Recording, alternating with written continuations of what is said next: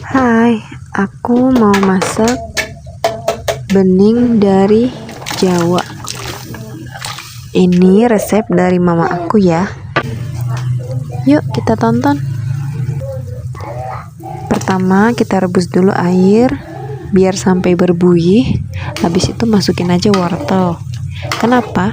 Biar wortelnya cepet empuk. Habis itu kita masukin bumbunya ada kencur, bawang merah sama bawang putih. Cukup dihalusin aja. Lalu kalau udah setengah matang, tinggal masukin bayam. Lalu aduk-aduk sampai setengah matang juga bayamnya. Habis itu kita tinggal masukin seasoning. Ada penyedap rasa, gula sama garam doang. Udah selesai. Cocok banget loh dimakan anget-anget, apalagi ditambah sambal sama ikan asin.